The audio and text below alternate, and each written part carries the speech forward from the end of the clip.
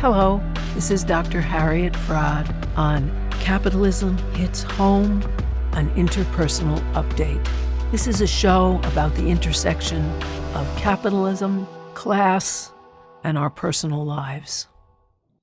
Hi, today I would like to talk about how COVID hits home, because most American families are sheltering in place. Most Americans probably do believe in enough science that they agree with all the epidemiologists and the Centers for Disease Control and Dr. Fauci that we have an out-of-control epidemic of the coronavirus. And the reason it's out of control is that, unlike all the other developed countries, some of which, like Iceland, didn't have any cases, others, like New Zealand, had one death, we haven't taken any precautions. And so our epidemic is incredible and out of control. And in those places where people haven't listened to science, along with our president, and have neither sheltered at home nor worn masks nor gloves, it's spiking. So that's a reality of America, coronavirus and what to do and what our homes are like during the coronavirus. And the way I'm going to discuss it is I'm going to first discuss the situation of men, whether they're single or whether they're married, because experiences change whether you have a partner to stay at home with or whether you don't. Then I'm going to talk about women, whether single or married. And then I'm going to talk about the experience of COVID for children. This will be a two-part series, but by the time the second part is done, I'll have finished. So first I want to talk about the situation of men. Men, whether married or single, have been brought up in the United States without being attuned to their own emotions. So they allow themselves often only anger or pain, but they can't allow themselves to get really sad. So they cover it over with anger, which can make someone feel powerful rather than powerless. And one thing that COVID has done to all of us, in the United States particularly, is to make us feel powerless because we're in the hands of an egocentric maniac, Donald Trump, and there is no protection here. We don't have a federal program like every other developed country has had. We don't have the extensive, truly ubiquitous, all over the place testing, tracking, and treating that all the other developed countries have, as well as lesser developed countries like China, which has done a great job, even with its more than 2 billion people, or Singapore or Taiwan or Vietnam, which have controlled cases of COVID because they've had federal mandates at the top and testing, tracking, and treating for everyone. So we're in bad shape here, and we don't have control, which is very difficult, particularly for American men. And it's very hard for American men to realize that they're frightened or helpless and don't have control. Also, men have been trained not to emotionally relate to their friends, but to relate to their friends through activities, through going to a bar and having the camaraderie of a bar, through joining a darts league at the bar, through joining a bowling league or some other league, through having events at one another's homes where they watch a sports event and cheer together, to doing things outside of emotional sharing that allow men to bond. And most of those things are lost to men now in shelter in place. There are some bars that are open, and people do risk their lives to go there, but the situation is really severe. For single men, it's the most severe. If they're employed, let's say in the meat department at a grocery store or some kind of a big chain store like Stop and Shop or something like that, then they can easily get COVID. They can wear masks, but they have to provide them themselves, and often they're inadequate, and they're risking their lives and have nobody to talk to about it if they're single men. One of the things that allows men to be more emotional, which is considered unmanly, is if their emotions are revealed to a sex partner, a regular sex partner, or even a momentary sex partner. An excellent scholar at Columbia has done a study of prostitution, and she found that most high-end sex work doesn't involve intercourse or genital anything. That's not most, I'm sorry, it's only 40%, but that's still a big percent. Doesn't involve anything genital, but it involves being held and being able to talk. Because Ventukesh, the woman who does these wonderful studies, found that for high-end sex work, 40% is just being able, within a sexual context, to emotionally unburden yourself of the things that are on your mind and in your heart. There was a huge scandal in Germany in which a prostitute knew all these state secrets because she was servicing people who were very high in the government of Germany. And she was in a position to share the secrets because when men unburdened themselves about the problems they faced, they talked about the problems they faced and the responsibilities they faced in government. So that single men have a particular problem. You can see that in the ads. If you look at personal ads, they always used to be, a majority would say things like, single white male or single black male, straight or gay, whatever, wants discreet sex in the afternoon, discreet encounters in the afternoon or whatever. Now they're more like, need COVID, babe. I have a house on the Jersey Shore. That was one that was particularly moving to me. I have a house on the Jersey Shore. It's very safe. Please come live with me. Be my COVID babe. There were quite a few COVID babe inquiries because it's very lonely to be alone. And it's even more lonely for men than it is for women because men are not used to calling each other and telling each other how they feel and what are the little moments of their day that got them upset or happy. They don't have that kind of direct emotional bond. And for single men, they lose the camaraderie of the bar. They lose the camaraderie between themselves and a partner. Whether it's a gay partner or a straight partner, they miss someone to do things like take a walk in the park with, someone to be there for them, somebody to hold and be comforted within a sexual context. And so that it's really quite tragic. One of the reasons the mass shootings are overwhelmingly, well, they're all committed by men, but by single men, is because mass shootings are an expression of rage, hiding pain. Because rage is pain expressed and hidden with rage. It's hidden over. with rage.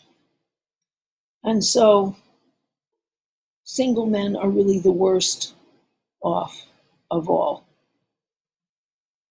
Married men have it a little easier because within a sexual context, they have somebody they can talk to. They also have company to do the little things like take a bike ride or take a walk. And if they have children, there are children around. And of course, this isn't always working out well. Wife abuse has spiked during the coronavirus epidemic, as has child abuse, because men take out their frustrations more physically and more violently, plus they're stronger and therefore have more power to hurt people. But if a man is unemployed, he's missing one of the markers of manhood in the culture. There are two big markers of manhood in American culture. One is having access to a sex partner, and the other is having a job. If a man is single, he doesn't have a sex partner. If he doesn't have a job, then he's unmanned in two ways, and that's true for gay men as well as straight men. But for a married man who's unemployed, he's missing a marker of masculinity, which may be rubbed in even more greatly if his wife is working, and when she's out, she wants him to do things that are associated with women, like domestic labor, cleaning up the house, taking care of the kids, doing schoolwork with the kids, occupying themselves with all of these tasks that are marked female in our society. And that can get men feeling very vulnerable and often very rageful to hide their vulnerability.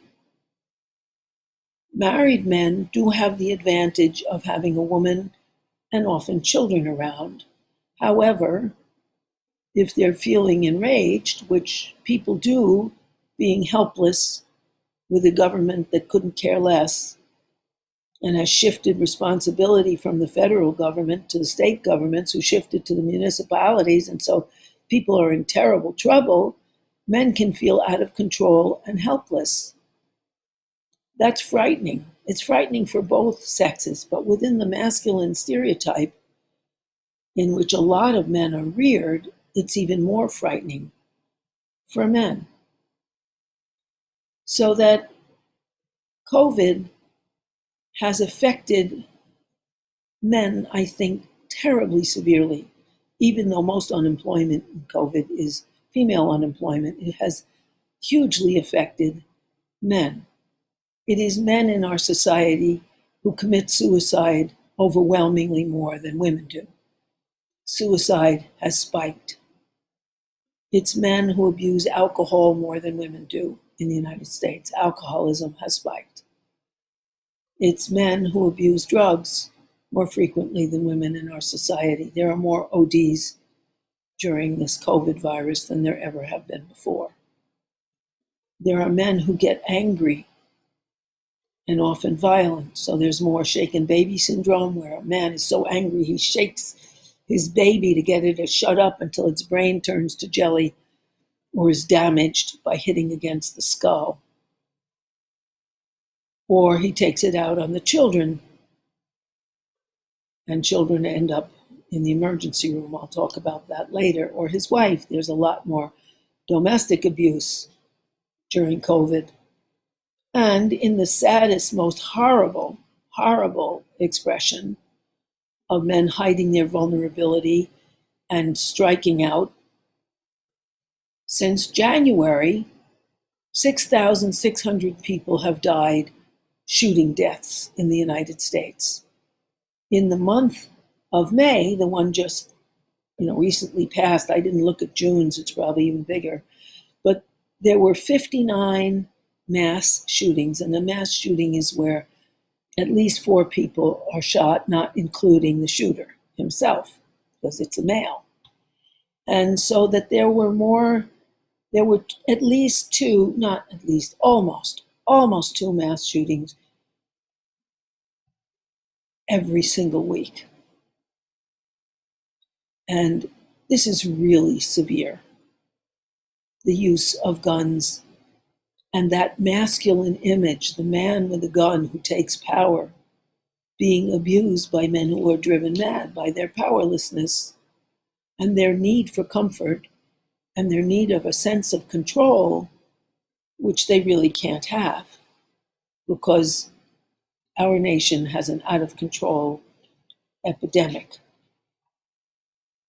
which is something that I haven't made up. It's something that Dr. Fauci and the CDC recently came out and said. So if you have any belief in science, you might be convinced. The situation is a little different for women because women are allowed a greater range of emotions. Women are also encouraged to express those feelings. And although women are less encouraged to express anger, we're more encouraged to express fear and abandonment fears and general anxiety. Anxiety is worry, it's pain, it's a sense of I don't have even the usual control over what's happening to me or what will happen to me. And none of us know what will happen to us because we're in an out of control situation here. And so women suffer with that also. However, we've been given permission to know how we feel a lot better and to talk to our women friends about it. So women talk on the phone, have Zoom dates. Married women set up Zoom dates and Skype or Google Chat dates with their husbands also often and with friends so that we have some emotional release, which men don't have. However, unemployment has hit women hardest. So first I'll talk about single women and then married women. I began by talking about what all women share. And now I'll go on to single women. Well, most American women are single. That's the majority. And so but they are connected usually to friends and often to relatives and to children. A quarter of single women are mothers who are often unemployed and responsible for their children's survival, which is terrifying. Also, single women work at some of the most dangerous, supposedly essential jobs, like serving fast food takeout, like being cashiers at grocery stores, like